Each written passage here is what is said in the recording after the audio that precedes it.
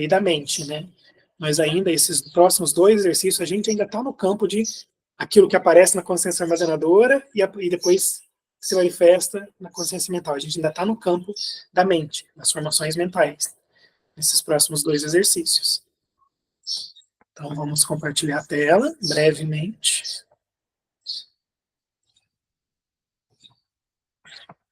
Mas esses exercícios, eles são muito gostosos de fazer e eles são um exercício, assim, para um conhecimento budista maior, assim. Ajuda a gente a aprofundar nossa concepção e conhecimento dos ensinamentos do Dharma. Exercício 11 do Anapanasati, né? Concentrando a mente. Inspirando, eu concentro a minha mente. Expirando, concentro a minha mente. Aqui, esse exercício, né, minhas anotações, ele se alia muito com o segundo exercício que a gente fez lá atrás, né, em junho, e é o exercício de concentração para acalmar. Agora é um outro tipo de concentração. Concentração como ferramenta de olhar profundamente. A concentração sempre tem um objeto. Concentração nas formações mentais. Como eu falei, a gente está ainda nos objetos, nas formações mentais, né, na mente. Não é concentração, por exemplo, numa rosa, numa planta, num objeto externo a nós. Agora a gente vai fazer uma concentração, a gente ainda está na concentração das formações mentais que manifestam da consciência armazenadora para a mente. Livre para escolher a concentração que melhor se adeque.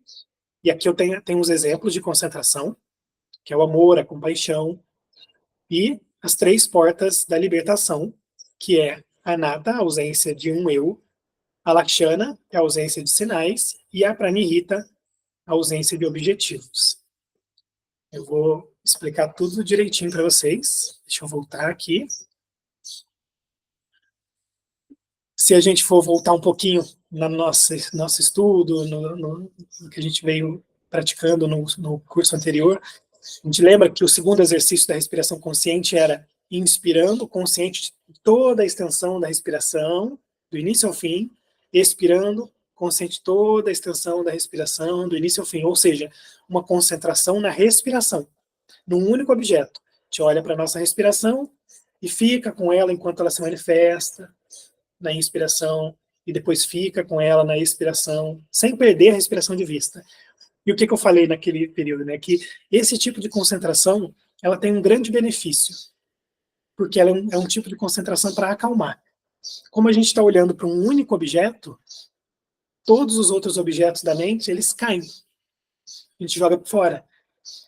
Se tem uma angústia, um medo, uma ansiedade, só porque a gente escolheu olhar só para a respiração, a ansiedade vai embora. A gente não está mais consciente, a gente não está mais olhando. Isso acalma. A gente usa a concentração no segundo exercício para trazer calma, para trazer relaxamento.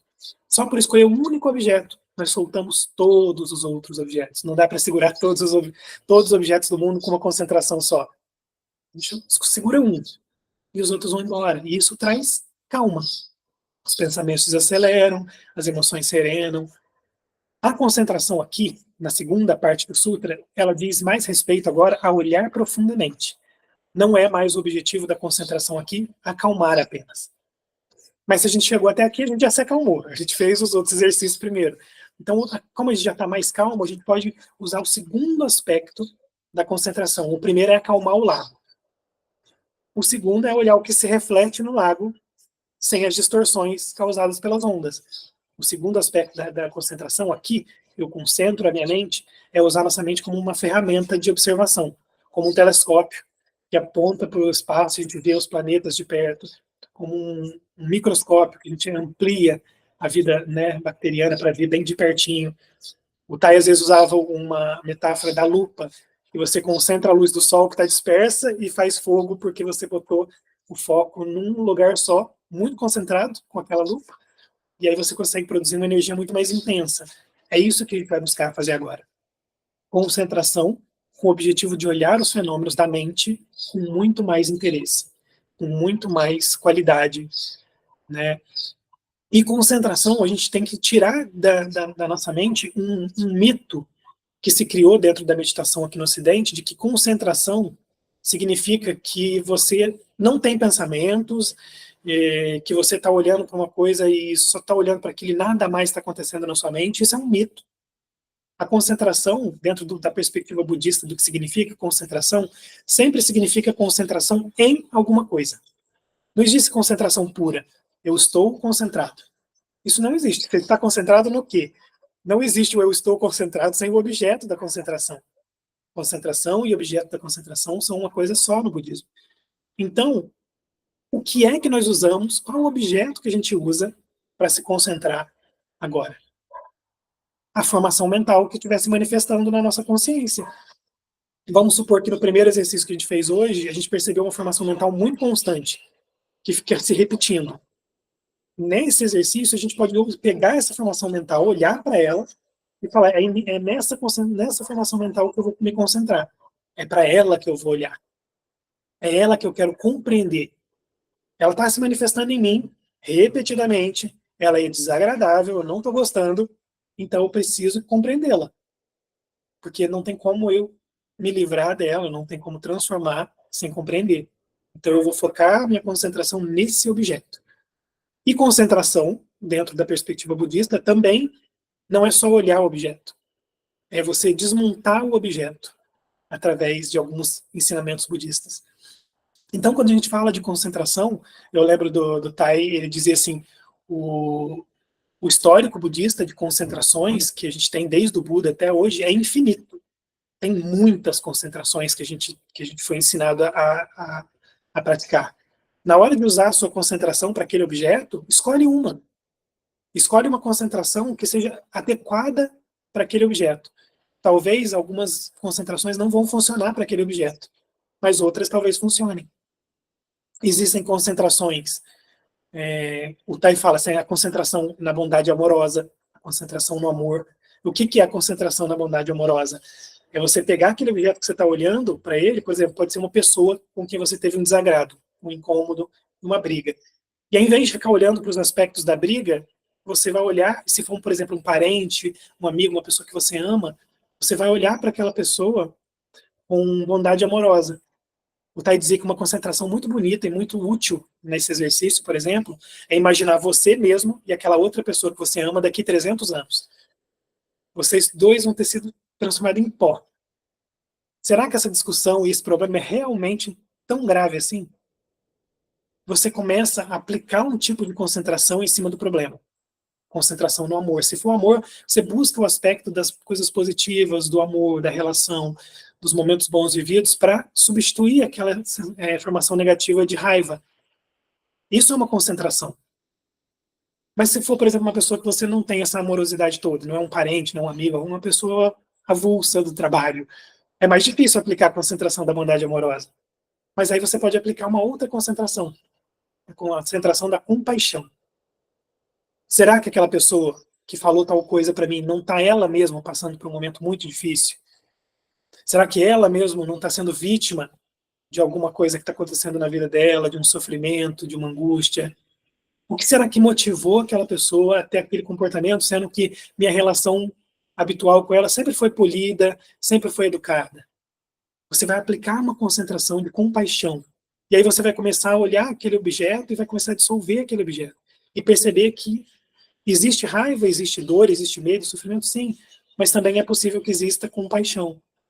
Olhar para o outro com esse olhar mais aproximado de ser humano. Essas são apenas duas concentrações que a gente pode usar. Tem infinitas concentrações no budismo. E como eu disse, os próximos exercícios todos são concentrações que a gente vai estar aprendendo para aplicar nos objetos. E só que eu gostaria de falar de três concentrações, mais três concentrações, que são as que eu citei ali no cardzinho, que são as concentrações chamadas de as três portas da libertação, as três portas da liberação, que são as concentrações talvez mais poderosas do budismo, que é a concentração no não eu, concentração na ausência de sinais e a concentração na ausência de objetivos, né? Quando uma formação mental desagradável, um sofrimento se manifesta na nossa mente como uma formação mental, a gente pode aplicar algumas dessas concentrações.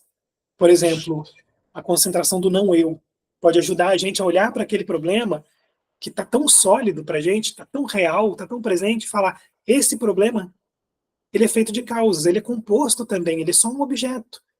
Ele não existe de verdade como separado. Por que será que eu estou dando tanta solidez para esse objeto, para esse problema? Sendo que eu sei, pela sabedoria do não-eu, que aquele problema também é composto. Ele, assim como uma formação do nosso corpo é composta de nossos pais, antepassados, dos minerais, dos compostos animais, vegetais, do sol, do ar, da água, meu corpo não existe por si só, é um composto, aquela formação mental também é composta. Seja raiva, quais são os elementos que estão compondo a minha raiva? Eu sei que ela não existe como um objeto separado de mim. Eu sei que ela é um composto. Ela é um sanskara, como a gente chama no budismo, né? É uma formação. Ela é uma chitta sanskara, uma formação mental. Então, o que forma ela? Então, você aplica o não-eu em cima da raiva e você vai decompondo a raiva. Ela é feita da palavra ruim que aquela pessoa me disse. Mas ela também é feita da minha reação àquela palavra ruim. Talvez ela seja feita de uma experiência anterior que eu tive, muito parecida com essa, e que me marcou. E eu sofri. E eu mantenho essa cicatriz. Então, quando alguém fala ou faz alguma coisa parecida, vem a dor, não da nova experiência, vem uma dor do passado. Você vai decompondo a formação mental, a raiva. Porque você entende que ela não é sólida. Se ela não é sólida, ela é feita de coisas. Se ela é feita de coisas, quais são as coisas? E só de você decompor a raiva, muitas vezes você já se liberta da raiva. Outra concentração que a gente pode usar, chamada de alakshana, é a ausência de sinais. Né? O mestre de meditação tailandesa, Ajahn Chah, ele tinha uma frase que eu adoro. Ele falava assim: olhe para todas as coisas como se essas coisas já estivessem quebradas. Porque elas já estão. Elas só não quebraram ainda, mas elas já estão quebradas. Porque a natureza delas é se quebrar, é se decompor e é se desfazer. Esse objeto na minha atenção, essa formação mental negativa que está aqui, eu estou olhando para um sinal. Ela tem uma aparência, ela parece ser isso. Mas será que eu não estou apegado na aparência? E aí você começa a decompor a aparência daquele objeto também. A ausência de sinais é perceber, por exemplo, que uma nuvem tem fofinha, branquinha e flutuando, é um sinal. Mas ela é feita do mesmíssimo material que a água, que é fluida, que é transparente e que corre nos rios. São feitas da mesma coisa, mas uma tem uma aparência e a outra tem outra aparência. Será que eu não estou me agarrando à aparência de alguma coisa em vez de olhar o problema em si? Será que essa raiva que eu estou sentindo, esse medo que eu estou sentindo, é exatamente o que eu estou pensando que ele é? Aquela frase do Tai maravilhosa. Eu tenho certeza do que eu estou pensando, do que eu estou sentindo. Eu estou sentindo muita raiva dessa pessoa, porque ela fez tal coisa e ela é a autora de tal coisa. Será? Eu tenho certeza que é. Será que eu não estou confundindo algum sinal, alguma aparência? É uma outra concentração que a gente pode aplicar em cima de uma formação mental difícil. E uma outra concentração que a gente usa é a chamada pranihita, que é a ausência de objetivos. Que é basicamente você entender que você está... Será que eu não estou colocando a minha felicidade em outro lugar? Que não no aqui e agora? Eu estou sofrendo porque algo não está acontecendo na minha vida, porque eu quero que algo aconteça. Será que essa emoção que eu estou sentindo não é uma expectativa de alguma coisa? E expectativa é sempre real, é sempre irreal, é sempre uma ilusão. Porque o mundo é tão complexo em termos de causa e consequência, em termos de dinâmica, que a gente não sabe como um fenômeno vai se manifestar no futuro. Então, expectativa, quase 100% das vezes, é decepção. Porque a gente não tem como controlar o que vai produzir uma causa no futuro. Então, a ausência de objetivo é você entender que encontrar felicidade sem condições. Será que essa angústia que está aqui é porque eu não estou segurando alguma expectativa de alguma coisa? Será que eu achei que aquela pessoa iria fazer algo para mim e de repente aquela pessoa não fez? E eu estou sofrendo porque eu criei uma ilusão de comportamento na outra pessoa e agora eu acho que eu sou a vítima? Então, olha 3 concentrações que a gente pode usar para as nossas formações mentais. Para a gente quebrar essas concentrações, quebrar essas formações mentais. Eu falei do amor, da compaixão, a ausência de eu, a ausência de sinais, a ausência de objetivos, mas tem outras. E eu vou apresentar outras nos próximos exercícios, que todos são de concentração. Mas para a gente começar, a gente vai fazer agora uma pequena prática. A gente vai se sentar, a gente vai relaxar, respirar.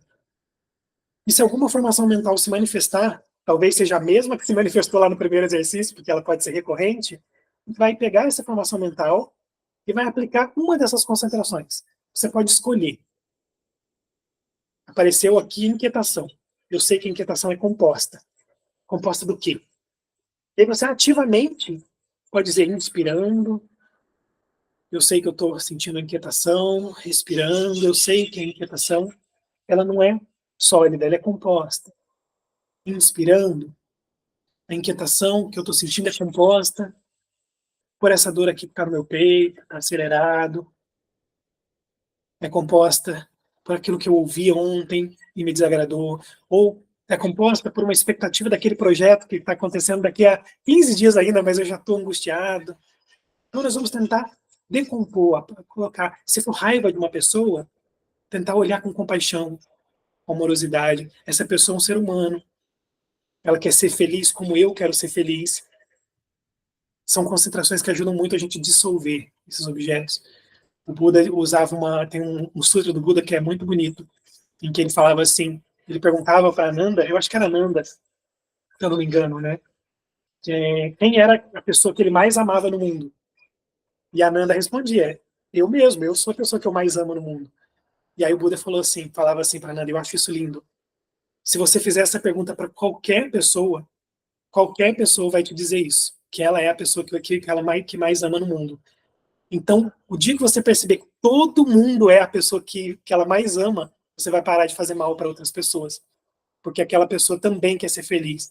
Aquela pessoa também quer não ser ofendida, quer ser livre do sofrimento. Porque você percebeu o quanto você quer ser feliz e amado, você nunca mais vai fazer mal para outro.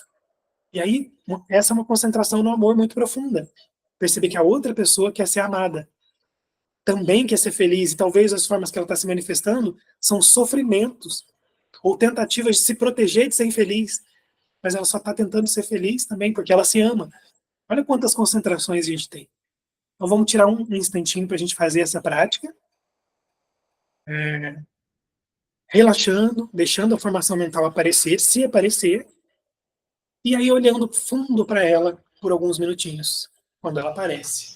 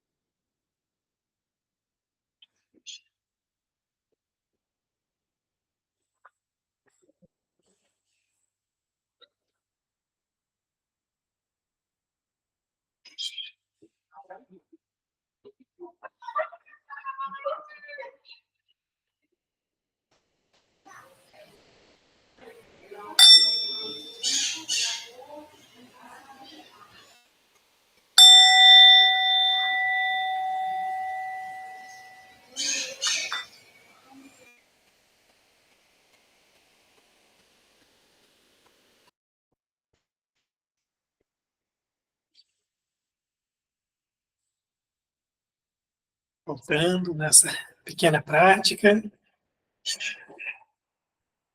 olhando para nossas formações e aplicando. Eu quero ouvir um pouquinho de vocês como foi a capacidade de aplicar com as concentrações, né? Sempre reforçando.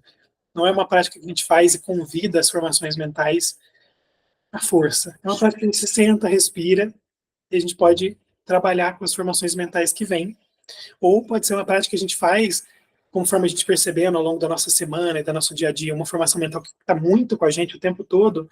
A gente pode um dia sentar, se acalmar e convidar essa formação mental que a gente está sentindo a semana inteira para olhar para ela profunda e aplicar alguma concentração nela.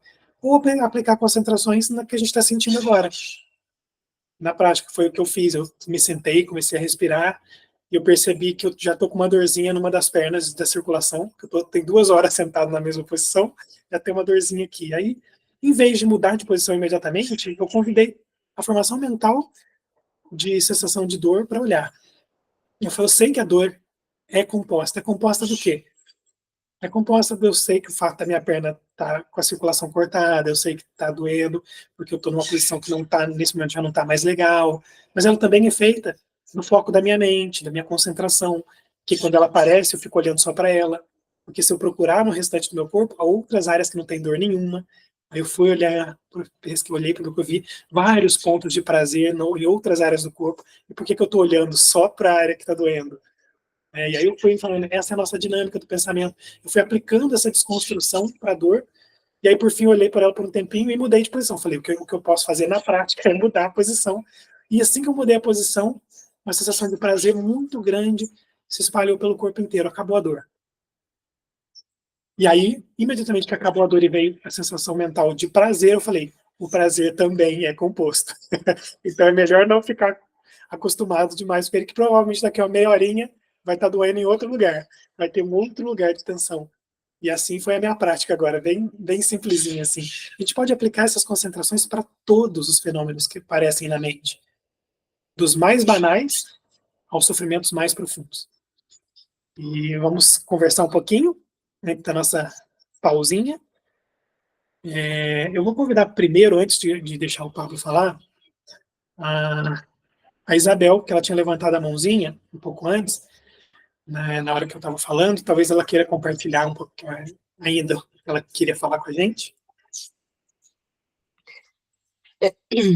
É que você falou de objeto, mudar o objeto, a observação.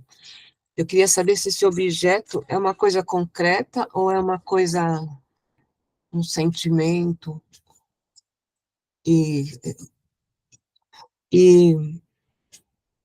também você falou, anotei a frase aqui, que já está quebrado alguma coisa. Como assim já está quebrado? Se eu também já tenho que decompor a raiva, por exemplo, como já está quebrada?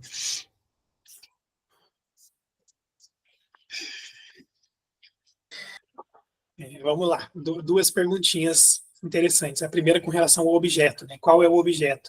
No caso desse exercício que a gente está falando, que nós estamos usando agora, né, são os objetos, eles são nossas formações mentais. Então, no caso, não é um objeto externo a nós, é o que está se manifestando dentro da gente. Então, essas são as sensações, emoções, pensamentos, crenças, ideias, é o que está aparecendo. A gente vai ter foco nos objetos fora de nós nos últimos 4 exercícios, que aí a gente já vai estar olhando para percepções dos objetos externos. Mas, por enquanto, na prática que nós estamos fazendo nesse momento, os objetos que estão aparecendo são as formações mentais. Emoções, sensações, pensamentos, ideias, visões, tudo que aparece na nossa mente. Esses são objetos que a gente olha. E a frase do Ajahn Chah era justamente para a gente entender que tudo é impermanente. Tudo já se desfez. Mesmo que na aparência ainda esteja composto, a gente sabe que a natureza daquilo é se decompor. E quando a gente olha para isso com esse olhar para os objetos da nossa mente, para as formações mentais, eu acho que pode ajudar a gente a se desapegar de algumas, por exemplo, como eu falei agora, prazerosas. Eu estava sentindo um prazer no meu corpo quando eu mudei a posição e aquele nozinho que estava ali na circulação foi embora, meu corpo não tinha mais um ponto de dor mais, veio um prazer muito intenso. E aí eu apliquei essa concentração de que esse prazer é impermanente, vai durar por um tempinho. Seja esse tempinho alguns minutos, seja esse tempinho algumas horas, ou seja até o momento em que eu vou pegar uma doença, e eu vou pegar uma doença em algum momento, e aí vai aparecer dor de novo. Então a gente não se apega a nada, nem as formações positivas e agradáveis, porque a gente entende que elas são impermanentes, elas já acabaram. A gente só não percebeu ainda que elas acabaram, que a natureza delas é se quebrar. Ele falava, uma xícara tem um formato de xícara. Você não se apega a ela porque a natureza daquilo um dia vai cair da mesa, um dia o netinho vai jogar um brinquedo, vai derrubar, e se você tiver apegado naquela xícara, ela vai quebrar. Então, desfrute dela enquanto ela está composta, já sabendo que ela está quebrada, porque ela vai se quebrar. Desfrute Então, das sensações. esse quebrado que você fala, então, é a impermanência É a mesmo. impermanência. É que tudo que a gente sentir vai acabar e vai passar. Seja negativo e especialmente positivo, que é nesses que a gente se agarra, né? Ah, Muito forte. verdade. Obrigada. Gratidão, querida. Temos 3 partilhas para fazer aqui, então eu vou pedir que ninguém mais levante a mãozinha para a gente ter tempo hábil, né, para os 3 partilharem. E Pablo, pode então começar com você, pode abrir seu microfone. Querido Tai, querida Sangha, bom, a minha experiência foi eu não comi nada e eu como toda hora, sabe? Então, tô com fome, né? Não tô com fome, tô com a necessidade de comer. Aí eu procurei olhar para isso, uma inquietação, é até uma vontade de ir, falar, ai, nossa, eu vou fechar a câmera, eu vou descer comer alguma coisa, que eu tô morrendo de vontade de comer, né? Aí eu falei, não, não é necessário, eu não vou morrer, não estou em perigo de morte se eu não comer alguma coisa, eu vou tentar aquietar. Enfim, olhei para isso e daí veio uma onda profundíssima de um relaxamento completo. E maravilhoso, assim, né? E logo em seguida, um medo, porque quando eu relaxo muito, acho que meu cérebro fala que eu vou morrer. A mente fala, tipo, você vai morrer. Então veio aquele relaxamento profundo, daí veio, tentei desfrutar um pouco, mas aí já veio a ansiedade, o medo, né? Aí olhei para isso novamente, falei, não, não preciso comer, não preciso me desesperar por causa desse medo também. Continuei olhando, veio uma outra onda de relaxamento profundo, tentei desfrutar um pouco, mas aí passou novamente e aí fiquei nisso.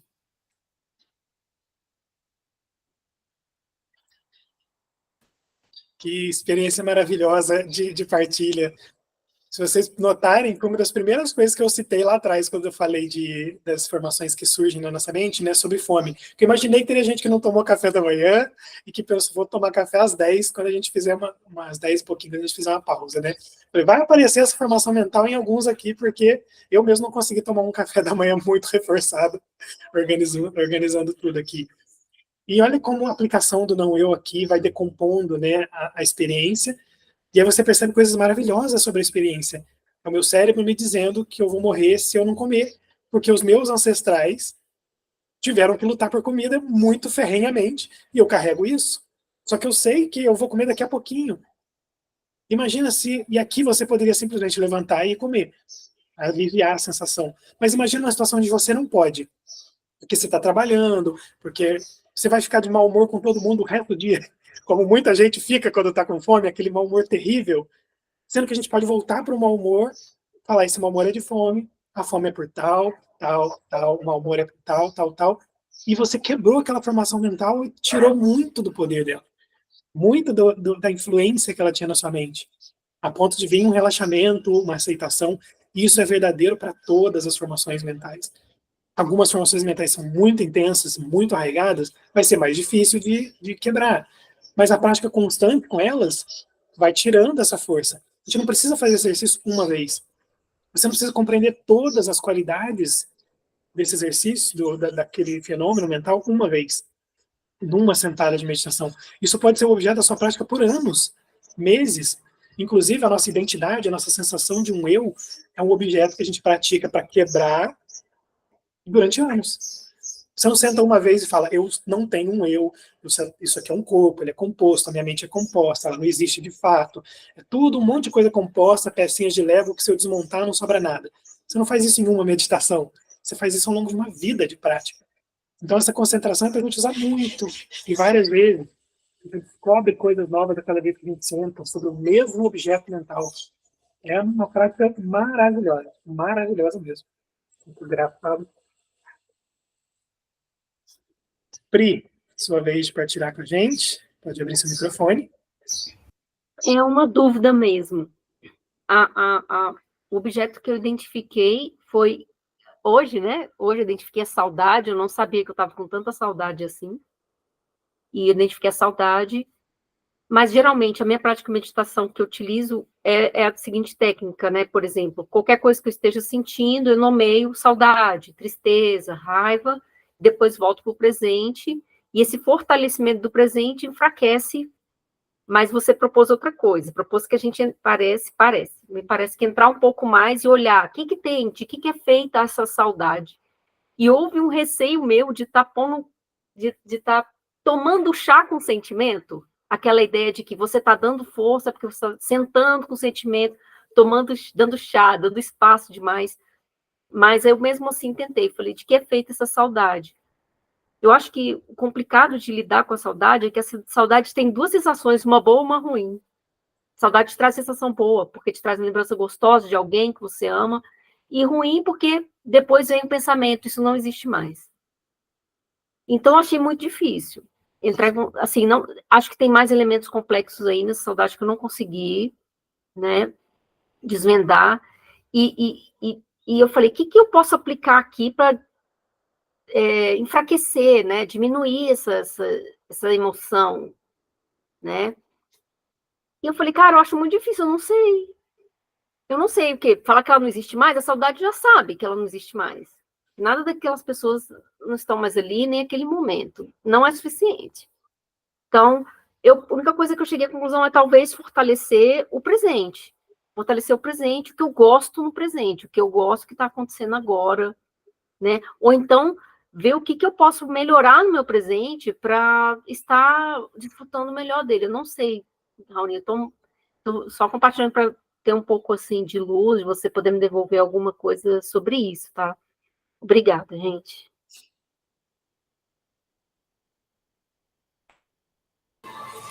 Pri, querida, maravilha. O bom que você traz essas reflexões é que ajuda a gente a clarear a prática para todo mundo. Porque realmente tem alguns mal entendidos da prática que a gente pode trazer aqui.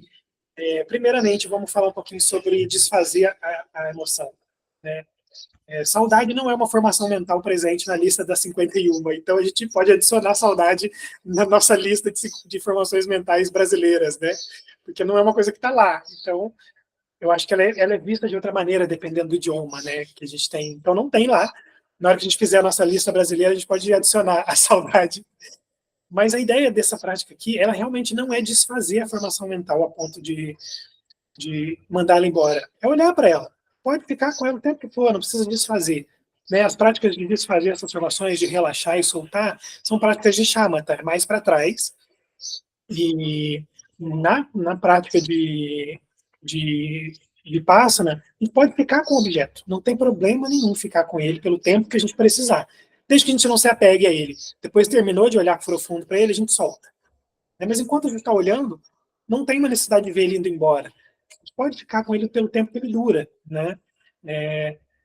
Então, é uma prática mais de olhar profundo e ativa, como você falou, não é realmente uma coisa passiva. Você está ativamente olhando para aquilo, aplicando as concentrações naquele objeto, e também há uma concepção errada de que pensamento, para a meditação, é uma formação negativa, uma formação mental negativa, você está pensando. E não é. Na lista das formações mentais, o pensamento ele é considerado uma formação mental neutra. Por quê? Porque o pensamento ele pode ser hábil ou inábil. Se for um pensamento hábil, que nos ajuda a nos livrar do sofrimento, ele é positivíssimo da gente cultivar. E em Vipassana, a gente cultiva pensamentos. Pensamento hábil sobre o objeto que a gente está olhando. Se for um pensamento que diz aquele objeto existe de fato, ele está lá fora, ele não tem nada a ver comigo, é um pensamento inábil. Mas se for um pensamento com as concentrações corretas, ele é um pensamento hábil. Te ajuda a decompor, ver as partes, ver como se relaciona. É um tomar chá com essa sensação, sim, mas é um tomar chá positivo.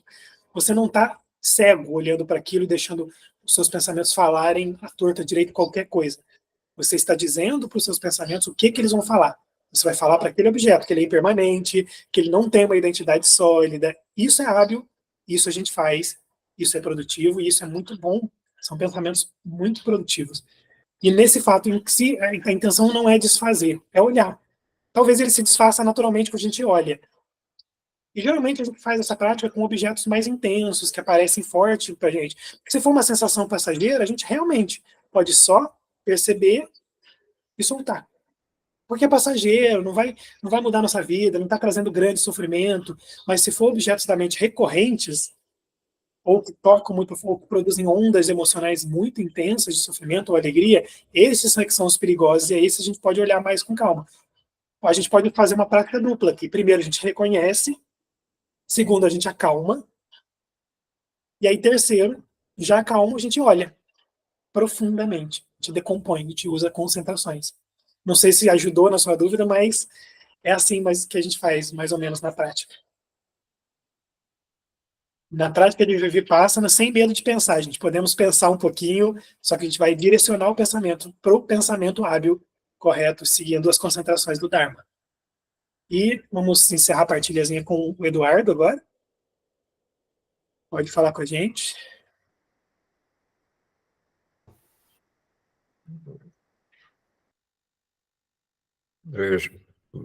Bom dia a todos, né? Estão me ouvindo?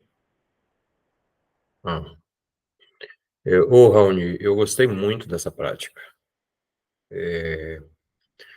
porque, na realidade, essa aqui eu tive a sensação de que eu consegui realizar o que foi proposto, né? Por exemplo, nas anteriores, necessariamente não.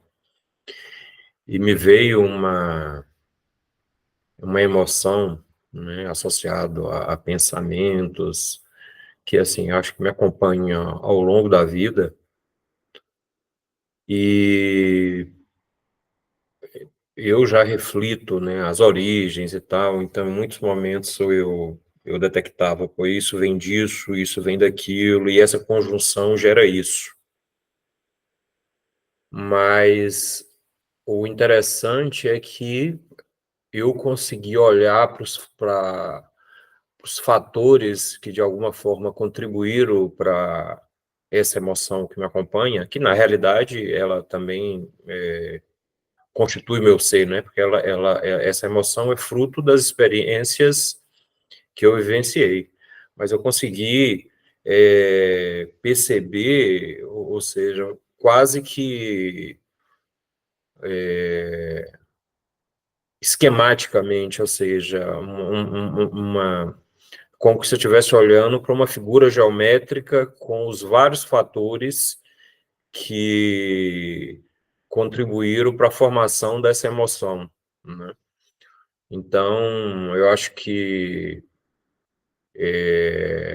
a compreensão sobre, né, a constituição e o que sustenta, né, essa emoção e esses pensamentos, eu acho que se ampliou, né?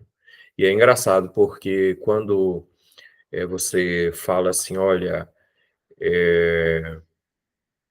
que eu tenho uma xícara, mas assim, essa xícara ela tá aí, mas eu não posso mais pegar, porque daqui a pouco ela não vai existir. E a emoção, eu tô com ela, mas daqui a pouco vai ser outra emoção, ou vai ser outro pensamento, né? E aí, quando eu estava aqui agora há pouco refletindo, quando eu consigo, né? E aí acho que eu, de alguma forma é um exercício que eu vou tentar fazer na meditação, é isso, ou ao longo desse exercício de tentar viver de forma com atenção, é perceber o seguinte, é que os elementos que constituíram essa emoção, eles já não mais existem, né? Mas eles geraram algo que permanece, né? Ou seja, é um exercício de tentar